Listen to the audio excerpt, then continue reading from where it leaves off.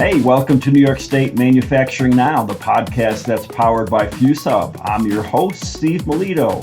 Today we're talking to Jacob Kumpon, the co-founder and COO of KLAW Industries in Binghamton, New York. The company has developed a process that uses waste glass as a partial replacement for cement and concrete.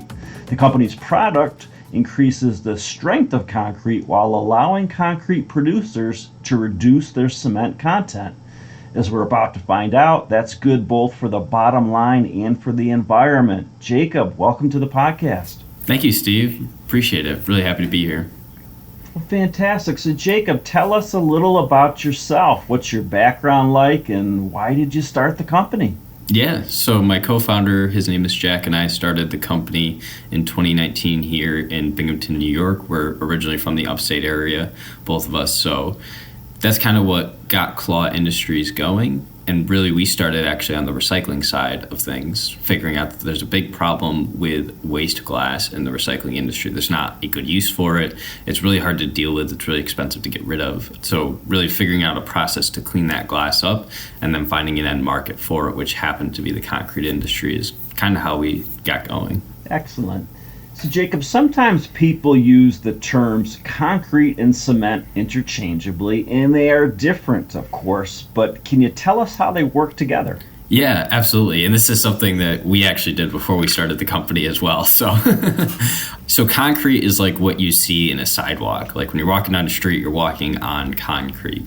Cement is the binding ingredient in concrete. That's what actually makes it strong and like hold together.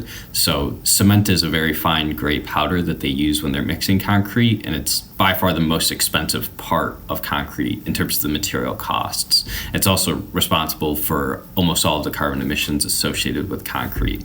Concrete has kind of come into the conversation as like having a lot of environmental impact. It's not the concrete itself, it's the cement production process that's really the issue.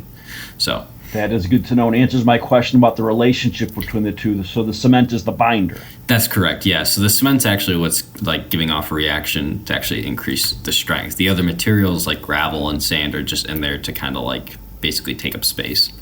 Okay, excellent. And it sounds like there is a benefit in terms of reducing CO2 emissions in concrete production.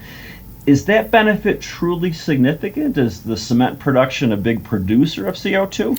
Yeah, so for every 1 ton of cement produced, 1 ton of CO2 is released in the atmosphere roughly. So it's one of the biggest contributors to the carbon problem that we have. Put it in perspective, cement production, which nobody really talks about, is about 4 times bigger than the entire aviation industry in terms of carbon output. So it's a very big problem that's very difficult to solve. Finding ways to reduce that cement content in your concrete mixes is really one of the best ways to try to decarbonize concrete on a relatively quick timeline. Excellent. So I want to switch gears a little bit and talk about your website and give you a shout out. It's KLAW Industries, KLAW Industries.com. And you have some text on your website that says, quote, concrete producers are struggling with the supply of supplementary cementitious materials, SCMs. So why is there a shortage? Yeah, so supplementary cementitious materials, for anybody who doesn't know, is basically a type of material that can replace a portion of cement and add to the remaining cement reaction, basically increasing the overall strength, but you're still reducing some of your cement content. Typically, what's used in the concrete industry in New York is fly ash from coal power plants and slag from steel foundries. However, I'm sure you can imagine both of those industries are dying out pretty quickly. So really in the upstate region, there's almost no fly ash and slag is very expensive. So that's what's kind of causing the shortage and causing people to have to use more cement in their mixes, which is kind of the opposite way that we want to go. So our material fits into all these existing processes. We basically take the place of fly ash or take the place of slag in these mixes. We drop right in. We don't have to do any optimization. We can utilize the existing infrastructure at these plants and then still get that carbon impact. Okay, good. So the supplementary cementitious materials, or SCMs, are in short supply, but post-consumer glass is abundant. In fact, you could probably say there's too much of it. Can you tell us about this and how it affects the recycling industry? Yeah. So glass has always kind of been like the problem child of the recycling industry, and not many people know that. Most people think of glass as a very recyclable material, but really if you're putting glass, like let's say a wine bottle, into a curbside recycling bin, almost all of the time that ends up in the landfill, and that's because it gets mixed with like paper, plastic, and metal, making it unusable for new bottles or really anything else. So what we did is we actually developed a process to clean that glass up. Like I mentioned, the company starting on the recycling side, it was to solve that huge waste glass problem. And we really needed a high volume industry to take a clean glass material. And that's kind of how we connected it to concrete. That's great. Now, are you able to tell us where you get the recycled glass from? I mean, really what I'm asking is, do you have a New York State supply chain? Yeah, so all of our glass that we take in is sourced locally. We get ours from Southern Tier Recyclers. It's a single stream recycling facility here in Binghamton. And typically that's the type of glass that we like to take is from the single stream recycling facilities, or MRFs is what they're called in the industry. They have the highest volume of glass, and it's also, they deal with a level of contamination that nobody else can really take. So that kind of is a big benefit for us is, we can soak up their entire glass supply. Excellent. So your company's product is called Pantheon, and it uses waste glass as a partial replacement for cement. And one of those advantages to it is the concrete is stronger. Can you tell us about this? Yeah, so this gets a little bit into the technical details, but if you compare our material to slag, which is what's mainly used in New York now, fly ash has kind of been on the faster decline. We come out about 11% stronger in compressive strength. So that's a pretty substantial increase for the concrete industry. Compressive strength is how concrete is measured. It's also how it's purchased. Like if, let's say the city of Binghamton buys concrete, they buy a 4,500 PSI mix, which means the concrete can take a load of 4,500 PSI. So the ability to increase the strength while actually saving money on your material costs is a pretty huge benefit to concrete producers and been one of our biggest selling points. It sure sounds like it. So it takes a waste product and you get something that is actually stronger, and the concrete producer saves money. Do you have any data about how much they can save?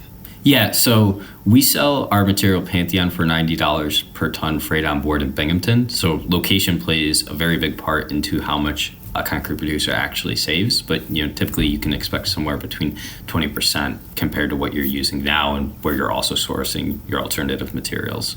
That's great. So let's talk about money some more. Last December, FuzeHub named KLAW Industries a winner of the first New York State Advanced Materials Innovation Challenge and awarded you a $50,000 grant. How will you use that money to advance your technology? Yeah, so one of the big things that we've started to do is, I mentioned logistics plays a pretty big part of our business. That FuzeHub award in particular is helping us expand our logistics operations so that we can supply some of our local concrete plants here with more of our material. That's been kind of a big threshold that's been holding us back, and now that we're starting to bring that in-house, we're really excited to be able to send out some more product. Excellent. And one last question. Can you tell us more about how New York State assets have helped your company? For example, you're located in the Kaufman Southern Tier Incubator, and you've got some pretty strong university connections.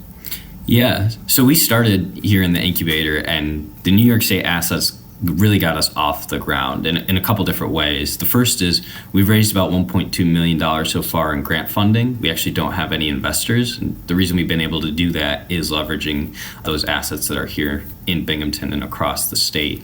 And then also on a local level, like we're making a very localized material. Like we can't send it to California today. You can't actually ship it that far. One of the big benefits of the Kaufman was that we were able to get involved in local municipal concrete projects. One of our big concrete projects we did last year was City of Binghamton curb and sidewalk projects, which was a huge validation for both the company and our process over on 75 Griswold Street, which is our manufacturing plant. So having those local connections was something that we didn't see as being very valuable, but turned out to be one of the biggest assets that KLAW Industries has at this point. So, excellent. Hey, one last question. How did you come up with the name KLAW Industries? Yeah, KLAW Industries is actually an acronym for the original founders' last names. It's Kumpon, Lamorellia, and Wallace. If you look at like concrete producers or recycling facilities, it's usually like last names like Taylor Garbage or Burt Adams Disposal. So we decided to stay on that same track, and KLAW sounded cooler than walk. So It does sound cool and definitely tough, and it's right for the industry. So, Jacob, thanks so much for being on New York State Manufacturing Now. Thank you very much for having me. Appreciate it. So we've been talking to Jacob Kumpon, the co-founder and COO of KLAW Industries in Binghamton, New York. This is a company that FuzeHub has assisted and has worked with New York State assets. And if you're out there listening, you're probably wondering how your company can get some help too. And the way that you do that is to reach out to FuzeHub. Talk to us about what's going on. Is there a business challenge, a technical challenge? We can tell you about available programs and connect you with the right resources. So the way to get the help that you need, go to www.fuzehub.com, and when you're there, look for a button right in the middle of the home page about speak to a manufacturing expert. That will enable you to fill out a short form, let us know what you need, and then a member of our Manufacturer Solutions program will be in touch with you, typically within 24 hours. And we will do an initial assessment, and then based on that assessment, we'll try to figure out who can best help you. We're here to help, so hopefully you'll take advantage of this opportunity. So on behalf of FuzeHub and New York State Manufacturing Now, this is Steve Melito signing off.